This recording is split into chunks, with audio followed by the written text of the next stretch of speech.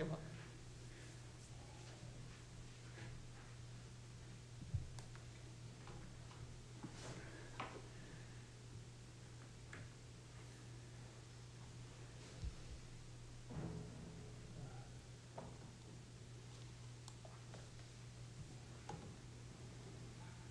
The red lights not illuminate, signify recording has started. Please check media.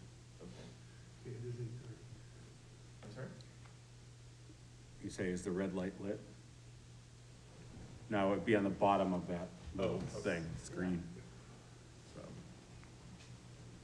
it's telling you it's not recording yet. All right. How do I start? It's not, Oh, just, record, right, Jeff? Yeah. all right. It's still on. The red light should come on. Yeah, there it is. All right, welcome everyone to the November 12th, 2021 meeting of the Cable Television Advisory Board. We'll start with a roll call. So it appears it might still be short. Andrew Sonoda is here. Justin Chapman.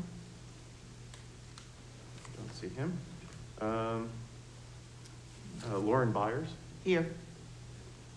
Alderman Ernest Jetty. Here. Kimberly Kleiner. Here. Cheryl Linder informs me she'll be a bit late today. Jennifer McCormick.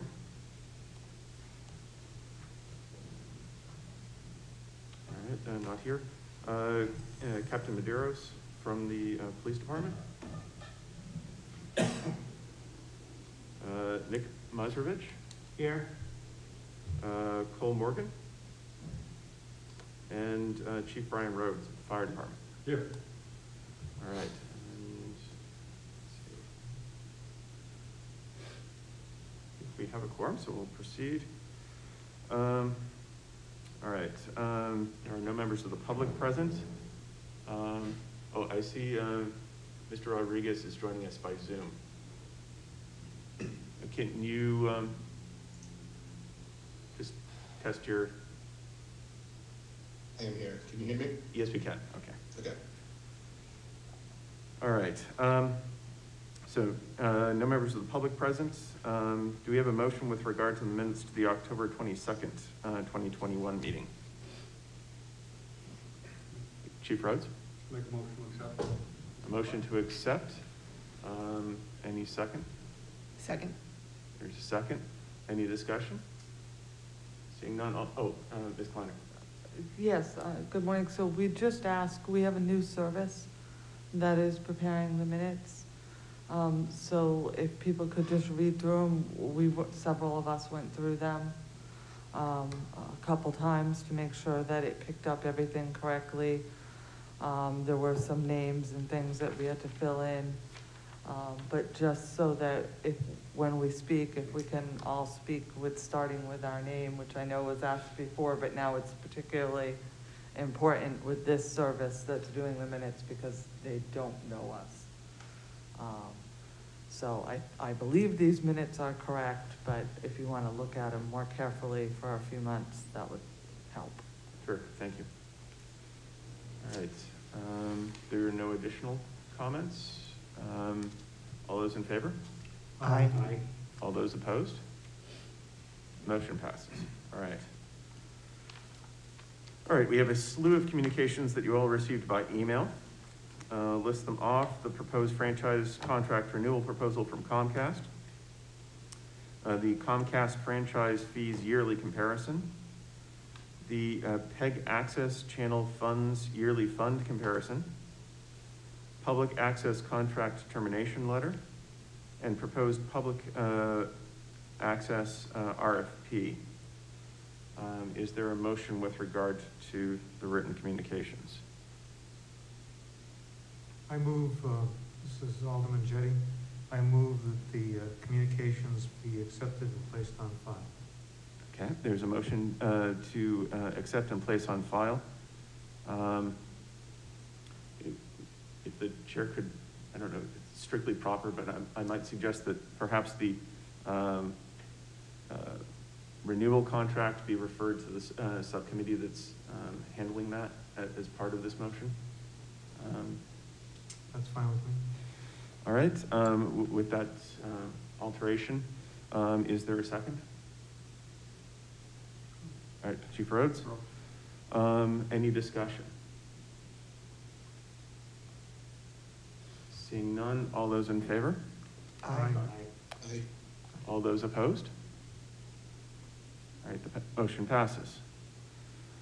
All right, on to, there is no old business on the agenda, so we'll move on to new business. Ms. McCormick has joined us. Moving on to new business. First item is the Comcast franchise fee yearly comparison. So if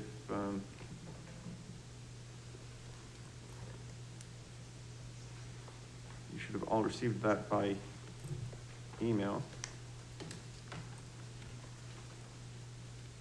Ms. Kleiner, would you like to start us off with that discussion? Certainly, Kim Kleiner.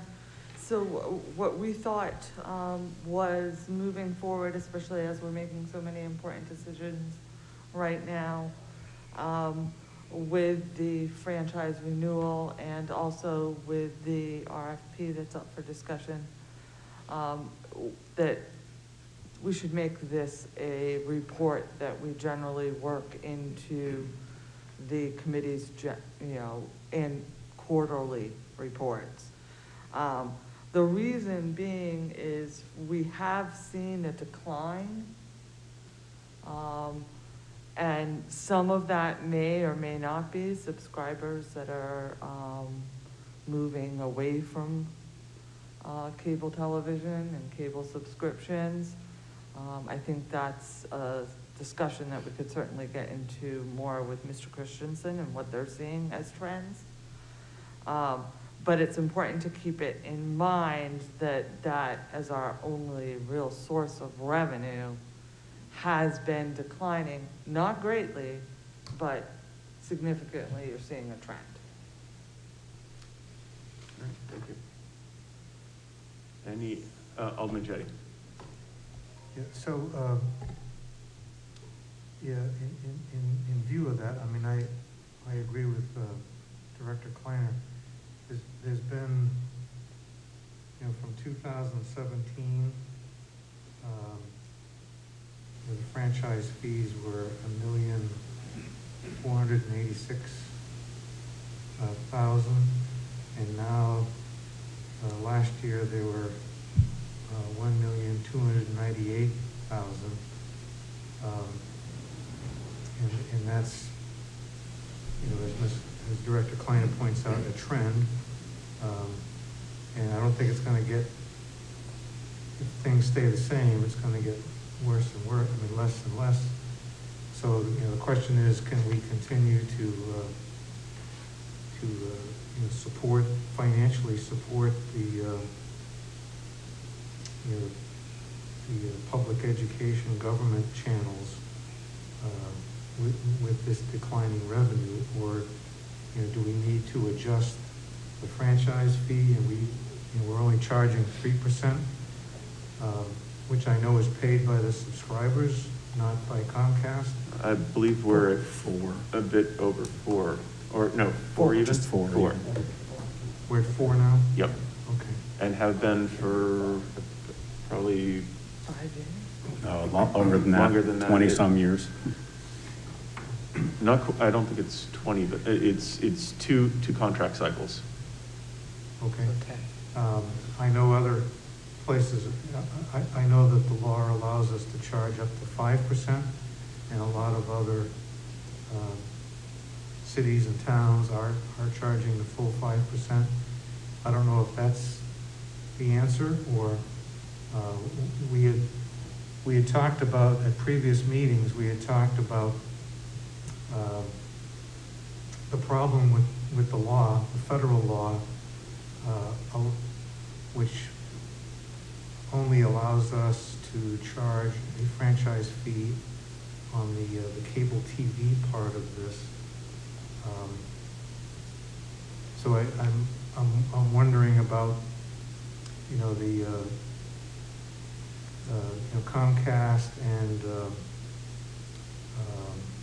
Consolidated now to a greater degree are, providing internet service, via cable. And, they're using the same rights of way, the same, in the city. I don't know, but do they pay for that? Do they pay for the privilege of using the right of way for that part of their service? Is there, and should we had talked before about talking to our congressional delegation, the two senators and our representative, about changing the law to reflect the fact that companies like Comcast are providing not only cable TV but internet service, and if they change the law to allow us to charge the fee on that as well, then that would ensure the financial viability of our program. So I don't know if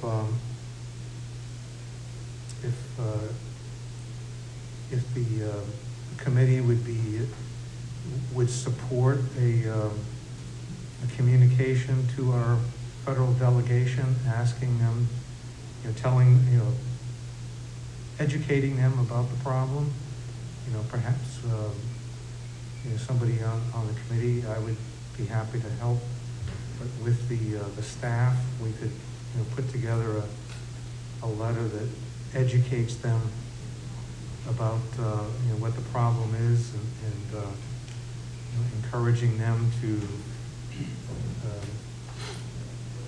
perhaps amend the law to allow for our charging a fee on not just cable TV but the internet service as well. This is Andrew Sonoda. I guess one thing that you mentioned that I'd be interested in knowing more about is exactly how the internet providers who are using the city rights of way, whether that's a taxable property, that easement, and we don't necessarily want to hit the ratepayers twice, is my thought, but that's certainly something that we should study as a committee. Ms. Kleiner? So, Kim Kleiner, I'll be happy to have our chief assessor put together, as a utility, they're taxed. So we can certainly look at all of the properties and all of the right of ways that they are covering. That's something that we can pull from our assessing system from AP5, and I can bring that forward to the next meeting so that we can at least look at that. Perhaps even have Mr. Vincent here and he can explain to us the rules governing utilities and how they are handled. But that would be the only way that I can think of that we would, unless Ms. Byers knows of something, there's no other way that I know of that people pay for the use of the right-of-way, other than through taxes. And Lauren Byers, no, none that I know of. It would be through taxes. All right, thank you. Chief. Yes, Brian Rhodes. Yeah, I agree 100% with Alderman Jettie, because I think this is, we need to take a deeper dive into this, and we're not the only community that's going to suffer like this. This is pretty widespread. I'm a city resident who pays an awful lot of money for Comcast. And I know a lot of friends and family who have gone down the road of the internet, and I think it's to get their streaming TV or whatever. So I don't think it's if, it's when. It's coming, and I think this revenue is going to continue to drop. But this is a much bigger problem than just Nashua, I would assume. This has got to be everywhere. So if we can, you know, generate some conversation on at a higher level, maybe we can get some horsepower. And it's not gonna come quickly, but. And we should probably also talk to the New Hampshire community media organizations that I know that over the years when we've talked about this, they've had useful contributions as far as materials and discussion points.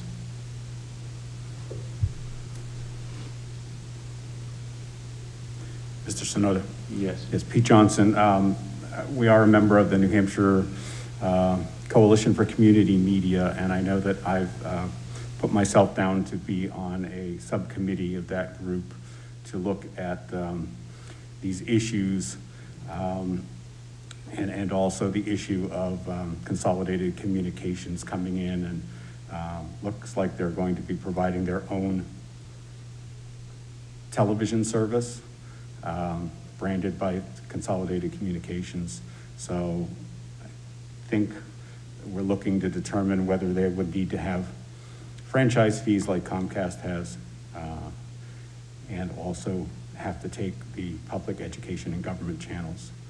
So I know we're looking at that, and I can bring back a report after to the next meeting. All right, thank you. All right. There's no further discussion.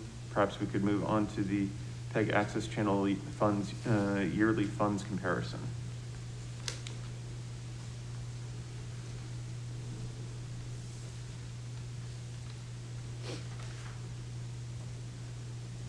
Ms. Kleiner. Good morning. So the reason, working with Janet Graziano, our finance manager, we put this together. It's important to note you're going to see a difference from 2016 to 2017, the difference being the salary line and the professional services. In 2016, our videographers were charged to professional services, and in 2017, that was moved to salaries as city employees. And that was due to an audit. They could not be treated as contractors. They didn't fit the letter of the law.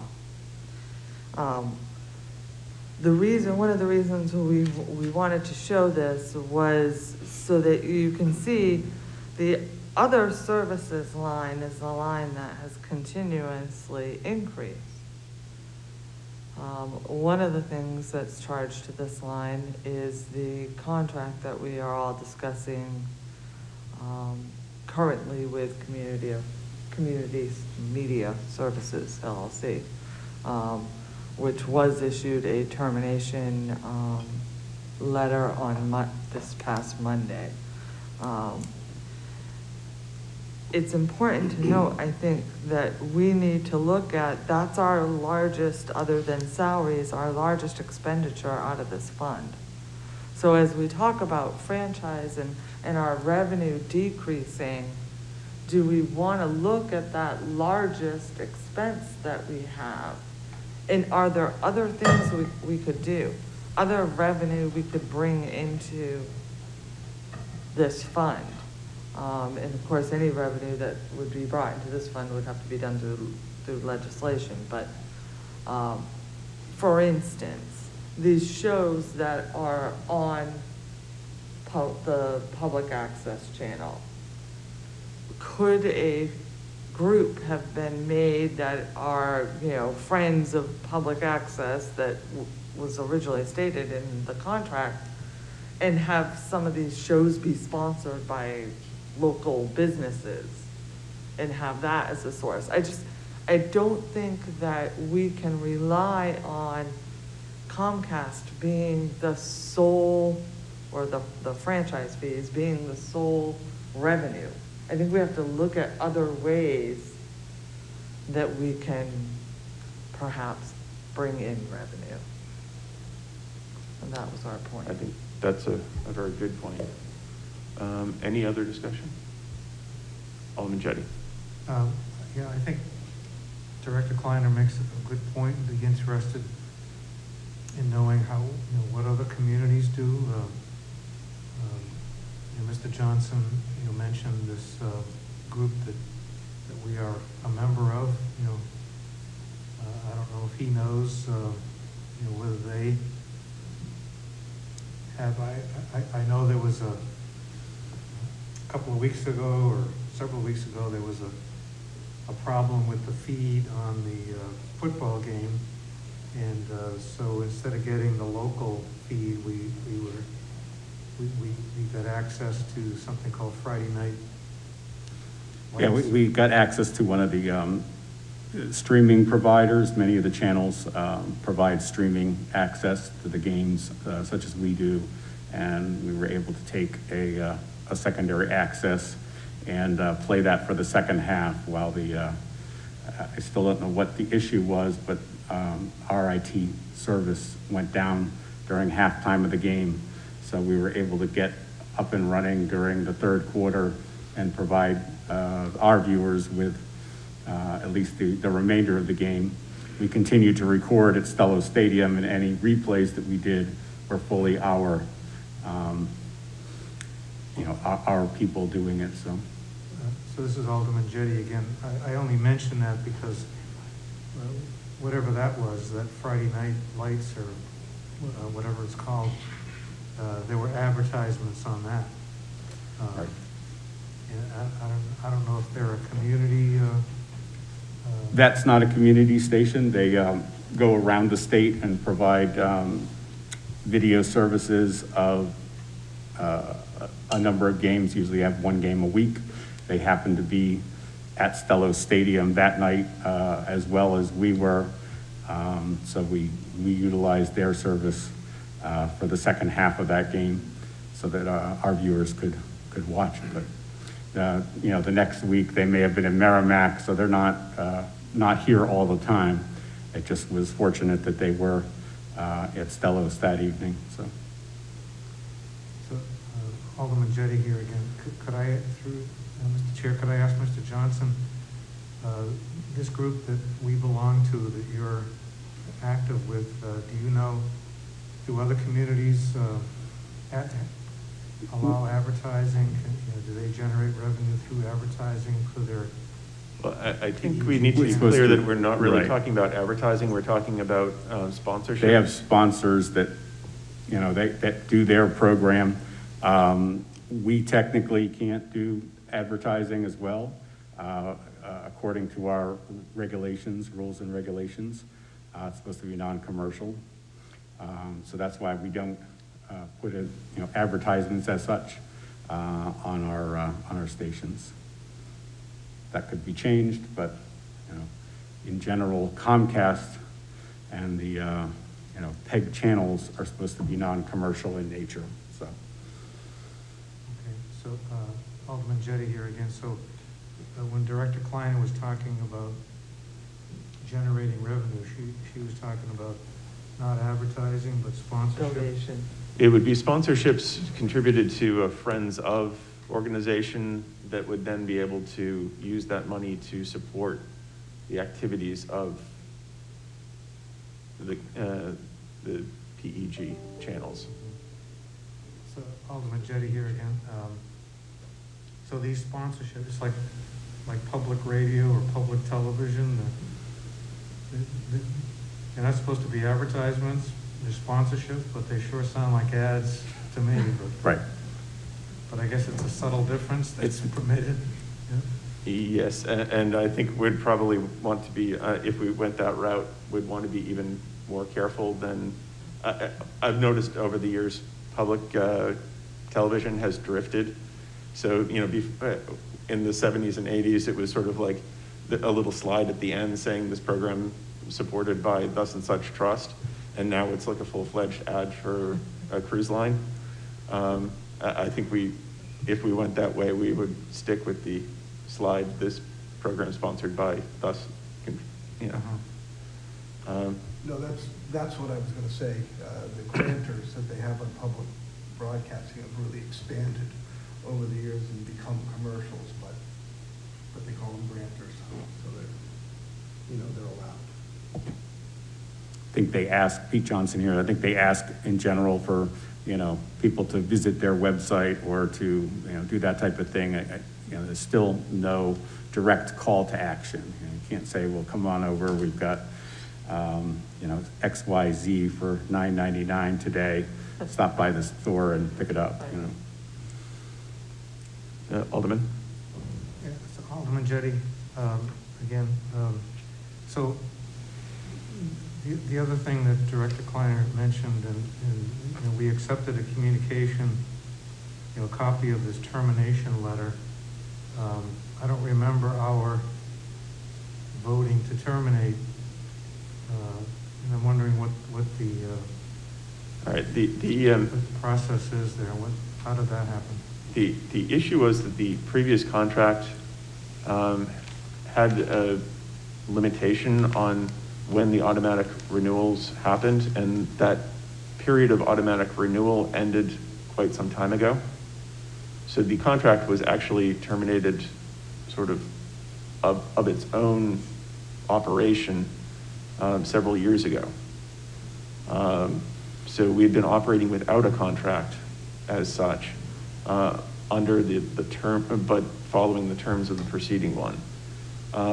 When the discussion about all the changes to that contract came up, it was clear that the contract that was to be changed was actually no longer in existence. So the city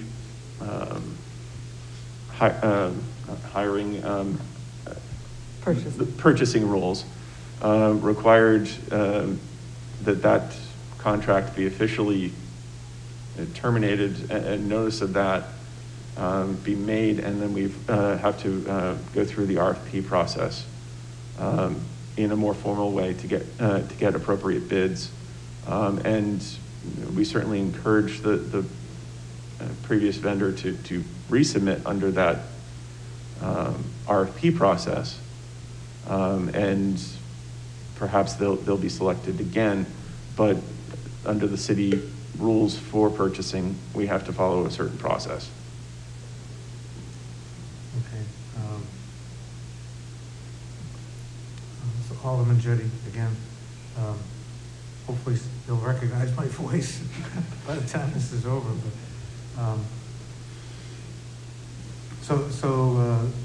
the Community Media Services Group, they're still getting paid for the work that they're doing. That hasn't changed yet. Correct. Ms. Kleiner? Kim Kleiner. So, yes, on a month-to-month basis, the current vendor is being paid. There is an item that will be going to the next Finance Committee, asking the Finance Committee permission to do so until the RFP process is complete and a new contract is successful in being approved. That's important, and hasn't been the practice. I think we've been operating just year to year on the contract that Mr. Sonata spoke about, which the contract did allow, but only for some period of time. When you look at how long it has been, and then the changes that have been discussed to that contract, and they're pretty significant, right? You're talking about changes in personnel, you're talking about changes. At that point, I consulted our purchasing manager, and she said it's enough of a change in a period of time that you need to go out for an RFP. And certainly the current vendor is welcome to submit, and we hope that he does. But it also allows others that same opportunity on a different scope of work. So it's really twofold. There's the RFP being issued, and then we will also go to finance and ask for that month-to-month approval until the new contract's in place. Okay, thank you. All right, thank you. which actually brought us into the discussion of the proposed RFP. Ms. Kleiner?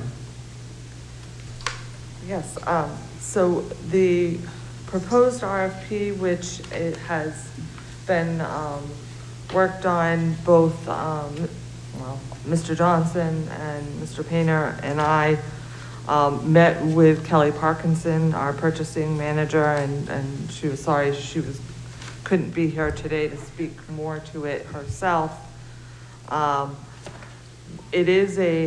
So it's been put into a new format, which all of our RFPs are being put into. We wanted to get the committee's feedback on anything that you saw that we might have forgotten. But we took the initial and we changed and edited it just a bit to kind of meet what we thought the committee had spoke of as far as the scope of work. So really what we're looking for is the most important part, right? So what do we want this vendor to do? And so that's why we brought it forward. We would like to issue it as soon as possible, but if committee members need more time to weigh in, that's acceptable too.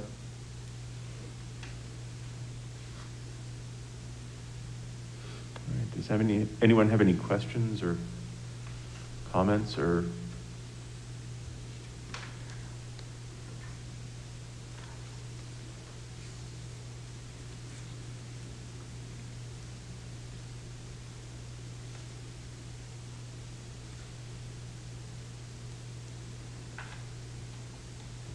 Alderman Jettie.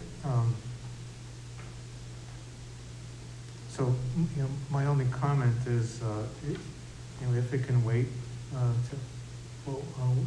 our next, we're not meeting monthly anymore, are we? No. Our next meeting would be scheduled for December 10th, Friday, December 10th. Yeah, our quarterly meeting actually just happens to be just a month away, so. Okay, so, if that's a tolerable wait, I don't know about the other committee members, but I really haven't had a chance to really read through this in detail. I mean, if we need to act on it, I trust that, the group that worked on this has thought of everything, but it would be good to give the committee members a chance to read through it. If we can wait a month, I would suggest we do that. Can I take that as a motion to table until the December 10th meeting? Unless someone else wants to weigh in before we make that motion and start the discussion. So I'll make that motion. All right, there's a motion. Is there a second? I'll second. Ms. McCormick seconds. All right, any discussion of the motion? Seeing none, all those in favor? I think I have to do it by roll call with a member in online. All right.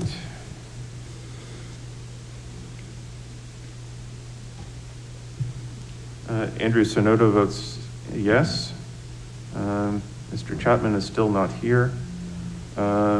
Ms. Byers? Yes.